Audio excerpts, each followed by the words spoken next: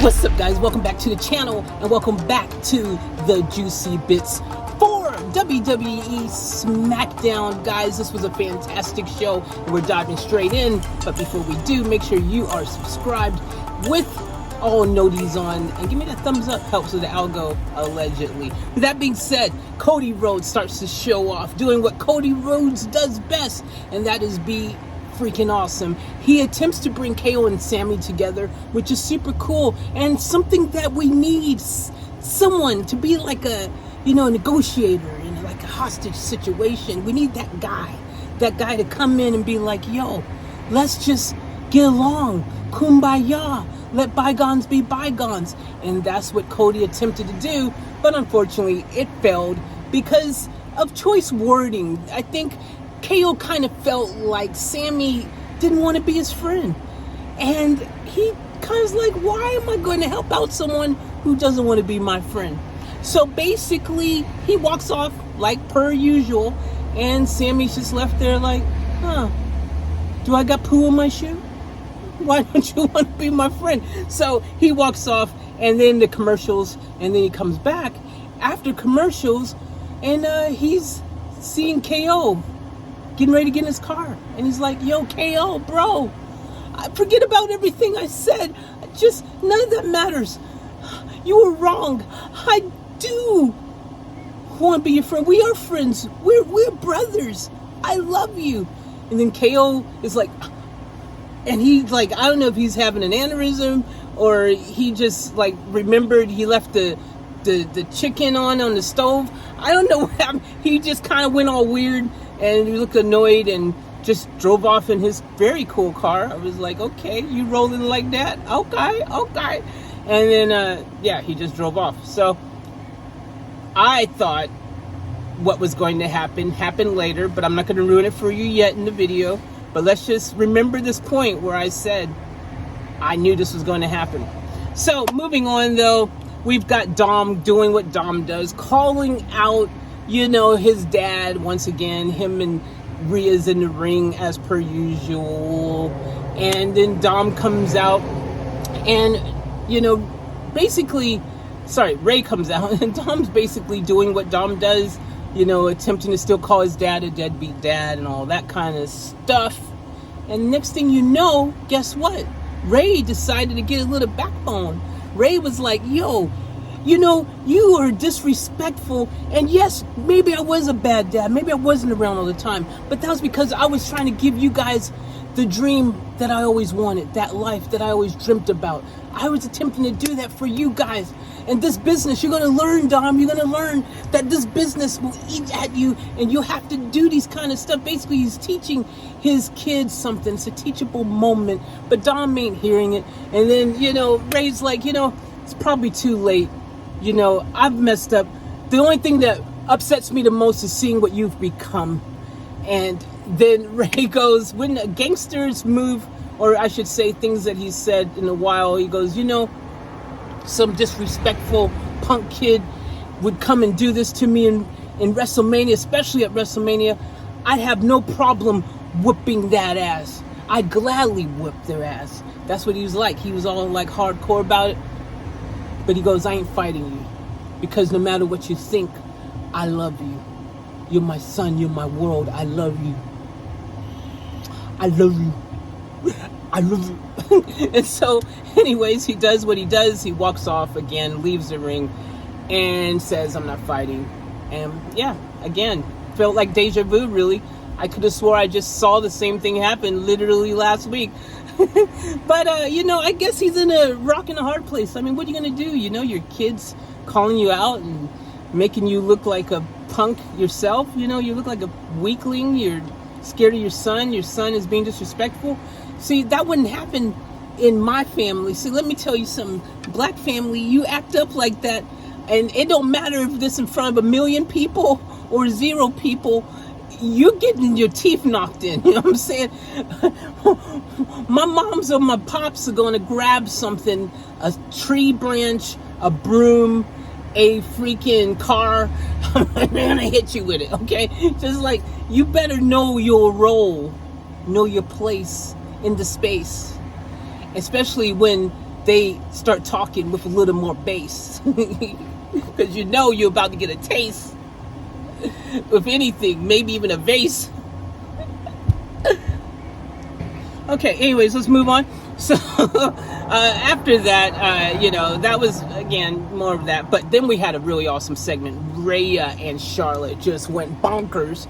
Because, Charlotte actually is like, I'm not going to let you just smack me in the face like you do and think you can just run off. Because that's exactly what happened.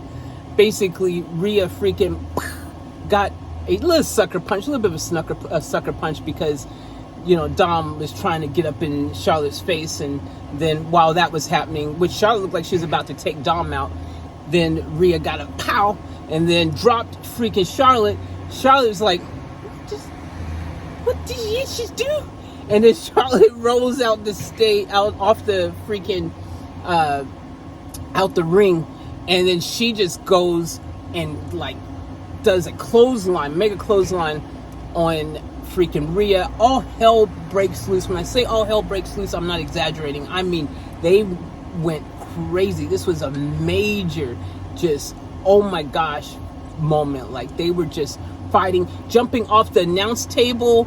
Freaking Rhea throws Charlotte over the announce table. Charlotte jumps off the announce table. Charlotte's kicking freaking security guards in the face. Freaking, they both end up in the audience. And then there's a scene where when Charlotte did jump off, she took out not only Rhea, but also a security guard. So everyone was collateral damage all over the place. And finally, there's some order in the court. And everything kind of just dies off. But yo, man, this was just bonkers. Like, they were going for just blood. Dude, it's made you really want to see them fight even more than you already did. And this was a great build for WrestleMania, which was the whole point of it all, I'm sure. So, yeah, I like that. That was freaking dope. Loved it. Woods freaking rolled up LA Knight. Just LA Knight taking losses all over the place.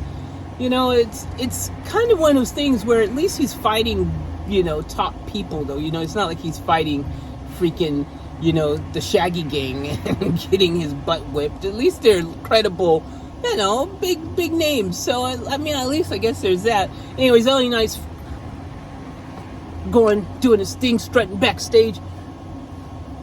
And then he's like getting ready to be interviewed. So, let me talk to you. Wait. And he sees Ray, and Ray's over there.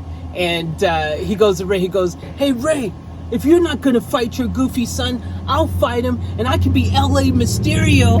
And I can also be a deadbeat dad. And Ray just clocked him. And he took his frustration out on LA. And then LA got up, because Ray went and said something in Mexican or something in Spanish. He said something. And then LA gets up and goes, what do you say? It was funny. Like, comedy. It was there. It was funny. You had to be there. It was. A few moments later. All right, we're back. Camera overheated. Had to stick in the freezer again. That's just a good time all the time. No, it's not. It really sucks. Anyways, that's what I was saying. Yeah, blah, bitty, blue, blah, blah, yeah, blah, blah, blah, blah. LA Knight. What'd he say? Okay, it was comedic, funny. Moving on. All right, now I got you caught up. Gunther and Imperium attacked Sheamus and McIntyre in the match that would determine if they would be doing a freaking Intercontinental match against Gunther for the freaking WrestleMania event coming up in a couple weeks, as you guys know. And, of course, they decided to interfere, and it got disqualified, and basically you just end up in a situation where you're like, why would you do that? Now we, once again, don't have a definitive answer as to whether it's going to be Sheamus or McIntyre challenging for that IC belt. But in a twist of good fate, which I, again, knew was going to happen, or at least I wanted to happen. I've said it should have been it, said it many times. But Pierce on the big screen says, your actions, Gunther, makes me believe that you don't really want a one-on-one match with one of these guys, so it's going to be a triple threat. It's official. And I always like it should have been a triple threat from the get-go. So this is a good outcome. Great storytelling. Finally, we got the triple threat that I wanted to happen between these three. This is going to be a banger of a match. You're not going to want to miss it. All right, moving on to the end of the show, Jay and Sami. This is what everyone's been waiting for.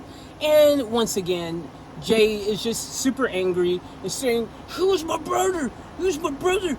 You know, calling him a fake oos and all this stuff. And no one liked you and all this. I mean, everyone liked you. I didn't like you. Blah, blah, blah. You know, the usual story. It's just continuing the dialogue.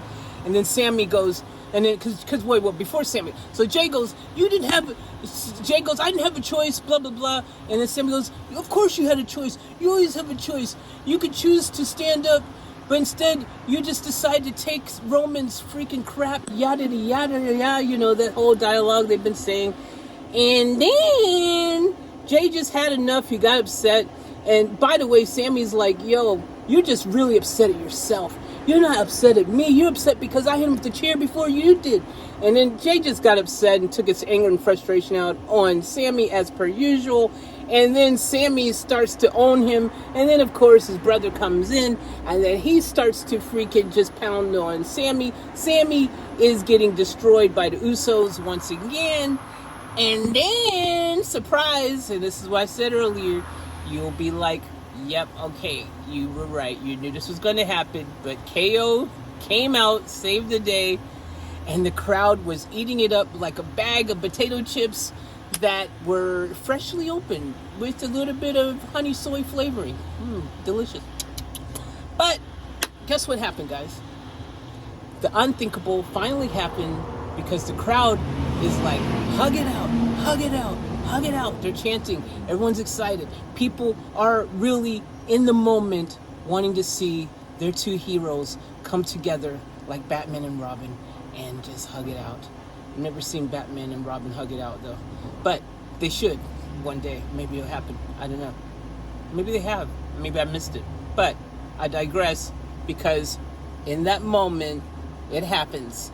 Sami, KO, hugging it out. And KO walked over. It was like an emotional Gone in the Wind moment. He walks over, big hug, crowd erupts. Everyone is super excited. Your boys are back. And that's how SmackDown ended. It was a great SmackDown. Unfortunately, still no Bray Wyatt. He's still going through what he's going through. Much love to Bray. Hope he gets well soon. And also there is no Ronda. Ronda's also got an injury. Hope she gets better soon.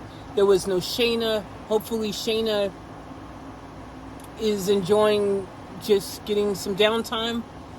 And there was a lot of people who just weren't there tonight. There was no Karrion Kross. There was a lot of people not there. But that's not a bad thing. Sometimes people need a break, too. But there was rumors there also that we might be getting Big E back soon. I'm just saying, there's rumors. Don't know if it's going to happen or not, but people have rumors. There's a lot of rumors. Maybe I'll do a rumor video one day. That could be fun. Anyways, that's going to end this because I don't want my camera to shut down again before I finish saying thank you guys for watching. Subscribe, like, comment, share. I love you guys. And remember to live each moment to the fullest and keep it off tap. We're out. I'm falling. Tell me why.